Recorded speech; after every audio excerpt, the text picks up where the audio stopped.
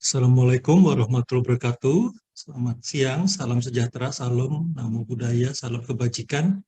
Terima kasih kepada panitia schedule highlight webinar Stem Cell Batch 16 Multidisiplin Approach of Stem Cell Therapy dari Pusat Penelitian dan Pengembangan Stem Cell Universitas Airlangga. Yang terhormat Ibu Moderator, rekan kami Dr. Afriyanti Sandi, spesialis bedah plastik, Mars. Perkenalkan yang terhormat hadirin, teman-teman semua, nama saya Dr. Reza. Saya seorang dokter spesialis kulit dan kelamin yang kebetulan memperdalam bidang stem cell saat saya sedang S3 di biomedik, lulus tahun 2016. Saya sekarang bekerja sebagai peneliti ahli media di Badan Riset dan Inovasi Nasional Indonesia atau BRIN. Mari kita kolaborasi sama-sama di BRIN. Saya juga pengalaman dalam clinical trial di RSUI Mary dan membimbing beberapa mahasiswi magister, mahasiswa S3 di jurusan biomedik FKUI. Kali ini saya diminta untuk membawakan topik mengenai anti-aging aesthetic dermatological aspect of adipose derived stem cell. Kami juga bekerja sama dengan Asosiasi Wisata Medis Indonesia untuk kita sama-sama meningkatkan kualitas pelayanan pengembangan teknologi kedokteran, khususnya di bidang sel punca, untuk meningkatkan kepercayaan masyarakat terhadap pelayanan medis di Indonesia. Jadi bisa tidak lari ke luar negeri. Kita tahu misalnya pelayanan stem cell sudah banyak dikomersialisasikan, di kiri ini ada dari India, lalu yang di kanan di Thailand, mereka cukup agresif. Nah, kita mari kolaborasi untuk bisa berkompetisi. Indonesia negara yang besar, populasi nomor 4 terbanyak di dunia. Insya Allah kalau kita berkolaborasi, insya Allah kita bisa maju dengan cepat. Kita tahu mesenchymal stem cell sekarang menjadi tren sebagai bahan obat. Dan ini menarik sekali, sebelumnya mungkin banyak diteliti bahan farmasi. Ini bahannya dari sel hidup ya. Memang unik, stem cell tidak hanya bisa regenerasi, tapi bisa berubah, berdiferensiasi. You can be anything you want to be when you grow up, kata Jok ini ya. Bisa jadi sel hati, bisa jadi sel jantung, dan bisa jadi sel kulit. Dari mana saja sumber stem cell badan kita? Ada dari embrio, bone marrow, dari umbilical cord, yang kami sekarang kerjakan, memang di bidang kami, di bidang kulit, dari lemak subkutan. Diambil dengan teknik liposuction yang dulu membuang lemak, sekarang menjadi bahan yang berharga karena ternyata menjadi sumber stem cell yang telah banyak diteliti dari lemak bawah kulit manusia. Ada yang mengatakan sumber stem cell ini cukup baik, bahkan melebihi kualitas atau kuantitas sel yang lainnya. Yang pasti adalah memang ini limbah, secara ethical clearance untuk mengurus perizinan ini bisa lebih mudah dianggapnya ya, dan ini bisa didapatkan kapan saja ya. Seorang yang kurus pun juga ada lemaknya ya, tinggal diberi makan aja ya. Bagaimana kondisi stem cell kita kalau bertambah usia? Ini kebetulan pernah membandingkan ya stem cell kulit ya, adipose derived stem cell pasien usia 44 tahun dengan 26 tahun yang sama-sama laki-laki dan sama-sama tidak terlalu aktif berolahraga. Ternyata setelahnya hari ke-0 sama, hari kedua juga kurang lebih, memang lebih sedikit lebih banyak usia 26 tahun, tapi di hari ke-7 ternyata memang usia lebih muda, stem cell-nya itu lebih cepat tumbuh ya, proliferatif, pada well terlihat secara gambaran mikroskopis lebih rapat, lebih banyak. Ya tentu ini masuk akal logika kita bahwa masih muda stem cell-nya memang masih bagus ya, kita tidak bisa melawan kodrat, tapi nanti bagaimana kalau bertambah usia kita menjaga kualitas dan kuantitas stem cell kita supaya tidak cepat terlalu menua ya. Jadi ya memang kita bertambah tua, tapi bisa juga kita tambahkan jumlah stem cell kita kalau memang kita perlukan. Salah satu cara mempertahankan kondisi stem cell badan kita adalah dengan melakukan olahraga rutin atau disebut health enhancing physical activity, seperti yang kami ukur di sini bahwa pada militer ya, TNI, mereka itu dilatih tiap hari untuk latihan fisik ke olahraga dengan baik ya, sehingga di sini adipose-derived stem cell-nya itu secara signifikan berbeda bermakna dengan mereka yang hanya olahraganya minimal, bahkan ada yang rendah sekali, yaitu orang yang inaktif atau tidak berolahraga. Jumlahnya jauh kalau secara grafik ya, dan secara kualitas pun juga pada hari ke-11 orang yang berolahraga stem cell-nya secara mikroskopis kalau diambil dari lemak kulit ternyata tumbuh lebih cepat. Mungkin saja ini secara penyembuhan luka jadi lebih cepat dibanding mereka yang tidak berolahraga ya. Mereka yang inaktif ini baru hari ke-22, itu pun juga masih jarang.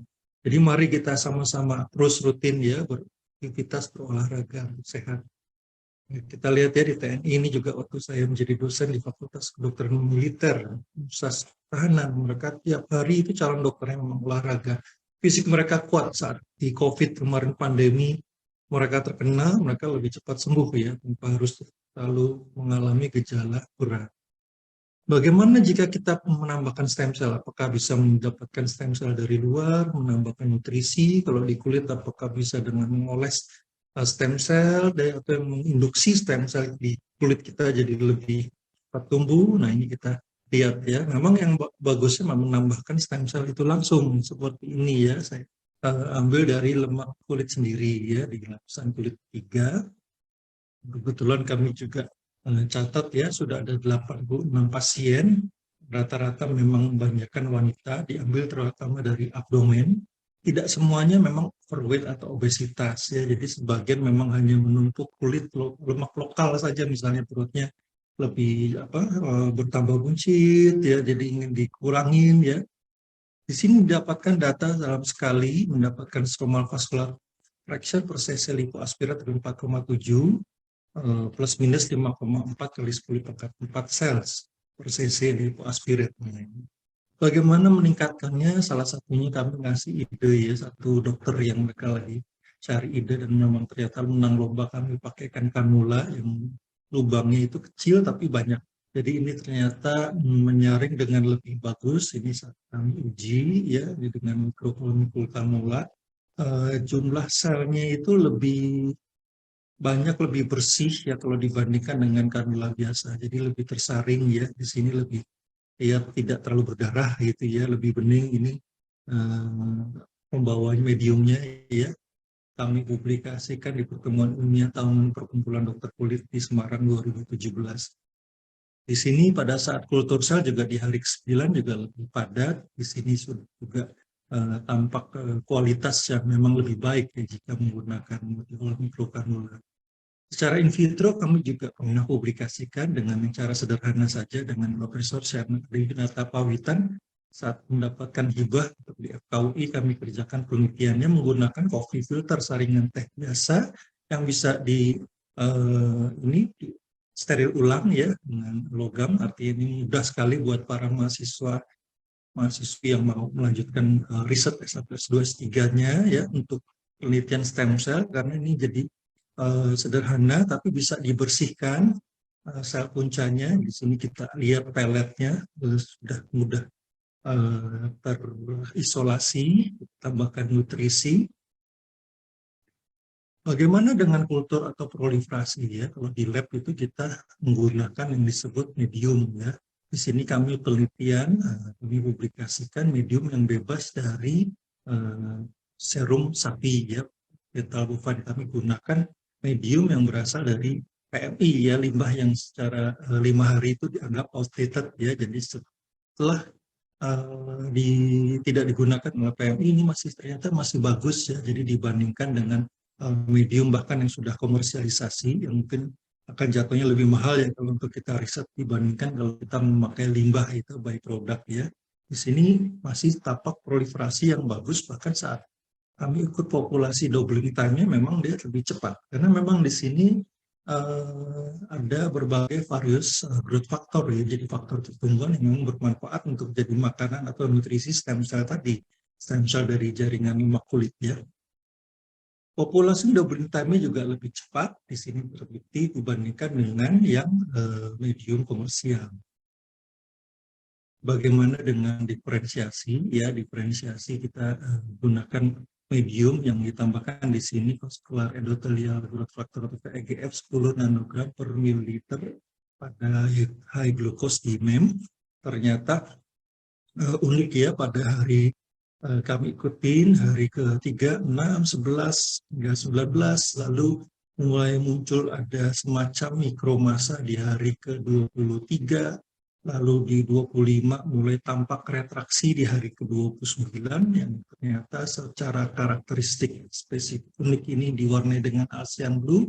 Ini melahirkan satu paten karena ternyata tumbuh menjadi tulang rawan atau chondrogenic differentiation.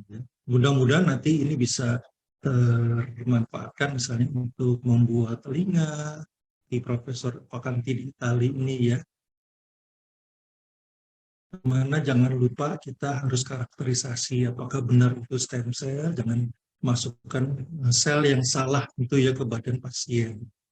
Masih golden standardnya adalah flow cytometry, di mana bisa satu persatu sel kita bisa lihat sesuai standar International Society for Cellular Therapy ya, markernya apakah memang itu stem cell atau bukan. Dalam melakukan treatment bagus sekali kalau tadi kita kombinasi ya antara meningkatkan kadar stem cell pada pasien dulu sebelum melakukan transplantasi dengan misalnya olahraga rutin, dengan nutrisi yang baik, ya, dengan istirahat yang cukup, dengan penambahan nutrisi tadi ya, PRP, dan juga bagaimana kita ada istilah menggunakan cetakan.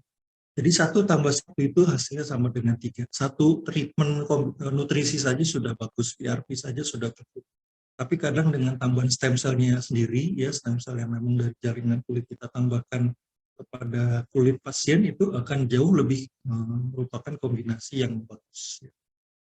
Ini contoh cetakan ya dengan korset kami biasanya berikan kepada pasien yang pasca tindakan penambahan stem cell kulit ya, karena kita tahu cetakan mekanik sejak dulu misalnya di suku di pedalaman Thailand yang memanjangkan lehernya dengan kalung tiap bertahap 1 tahun atau per waktu, juga kecantikan suku Dayak dengan memanjangkan telinganya, atau di Prancis menggunakan mechanical corset ya untuk mengecilkan pinggang, bahkan di China ini terkenal dengan kaki bangsawan atau lotus feet yang memang dikecilkan dengan tahanan mekanik tadi. Nah, kita bayangkan tadi tahanan mekaniknya untuk mencetak stem cell pada kulit sehingga membentuk sesuai dengan yang diinginkan, seperti misalnya ini membentuk bangunan, membentuk wajah, membentuk kulit, membentuk hidung.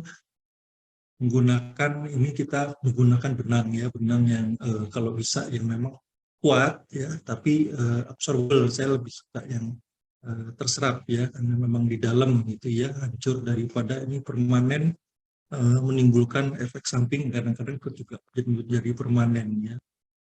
Benang atau scaffold tadi ditanamkan di kulit, lalu dikasih cetakan tadi, tambahkan stem cell-nya, tambahkan nutrisinya. Ini pada beberapa pasien tampak adanya perbaikan, kulit mereka menjadi lebih kencang, lebih tercetak ya, lebih tertarik, lebih terisi, garis kerut, garis nasolabial atau garis senyum ya, dan kulit penampilan mereka juga lebih cerah ya, karena tadi regeneratif kan, memang kulitnya menjadi mudah kembali gitu ya.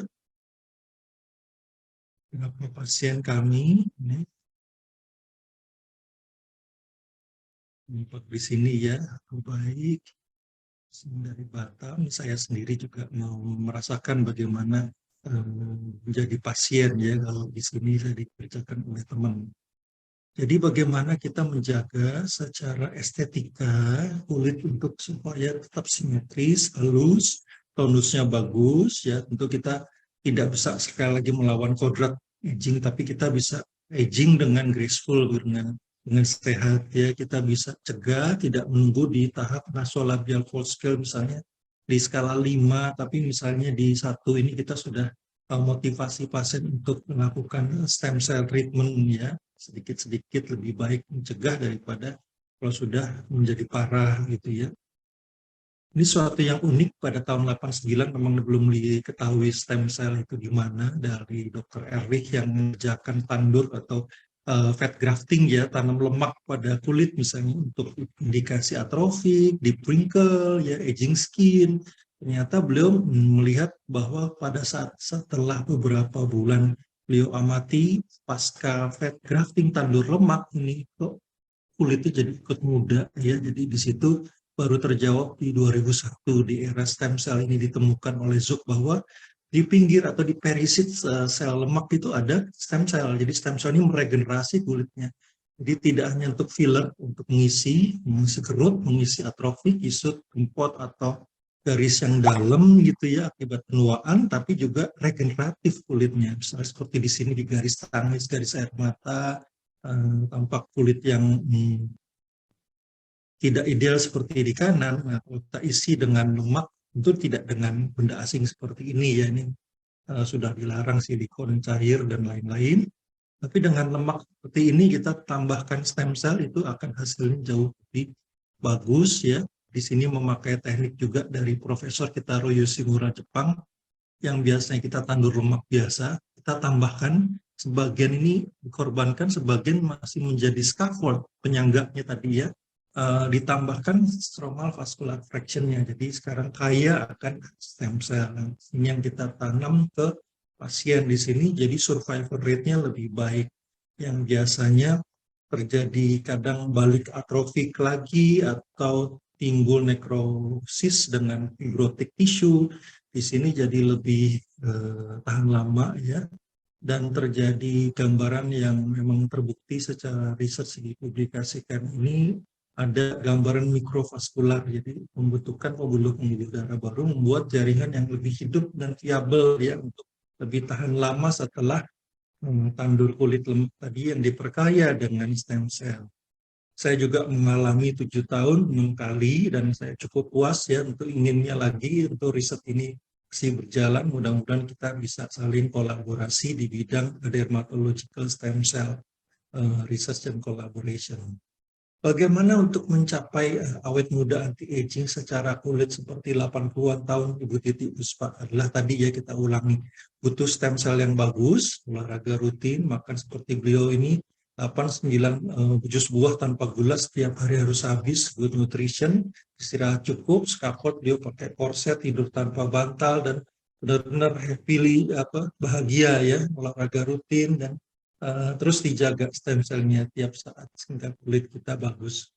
Mari kita berkolaborasi. Saya di Badan Riset dan Inovasi Nasional BRIN, kami ada beberapa skema pendanaan yang sudah berjalan dan akan terus berjalan. Yang tahun ini juga ada beberapa kali masih di penghujung tahun. Ini pun juga ada yang disebut Riset Inovasi Indonesia Maju. Untuk perusahaan pun juga silakan mengurangi risiko bersama-sama, tapi harus memang riset dari anak bangsa ya, riset Indonesia. Riset pembentukan pusat kolaborasi riset stem cell silakan diadakan ya, nanti kita bisa menghasilkan anak-anak muda yang dari lulusan S1, S2, S3, publikasi bersama, bahkan jika insya Allah patentable kita patenkan hingga terhilirisasi dan terlisensi oleh mitra kita dari swasta atau dari industri BUMN dan bermanfaat bagi kepentingan masyarakat. Prioritas riset nasional di bidang kesehatan juga salah satunya kemandirian obat termasuk berbasis bahan sel, terapi sel punca atau metabolitnya ini masih ditingkatkan, terus diberikan ya, karena memang kemandirian itu kita tingkatkan, kita tahu 70-95%, bahkan bahan kosmetik obat, bahkan bahan alkes, reagen masih kita impor ya. Jadi ketahanan nasional mari kita sama-sama tingkatkan dengan berkolaborasi bersama. Ini yang akan ada sampai 30 Juli ini. Mari kita buat proposal bersama untuk riset dan kolaborasi. Ini juga sudah ada tempat untuk pelaksanaan uji klinis di Rawamangun. Silakan juga saling berkolaborasi. Demikian, mudah-mudahan bermanfaat. Silakan hubungi kami. Mari kita melakukan penelitian, publikasi, paten bersama untuk kepentingan masyarakat di bidang sel punca. Wassalamualaikum warahmatullahi wabarakatuh. Om Swastiastu, Salam Budaya, salam kebajikan, selamat siang. Sampai jumpa lagi. Terima kasih.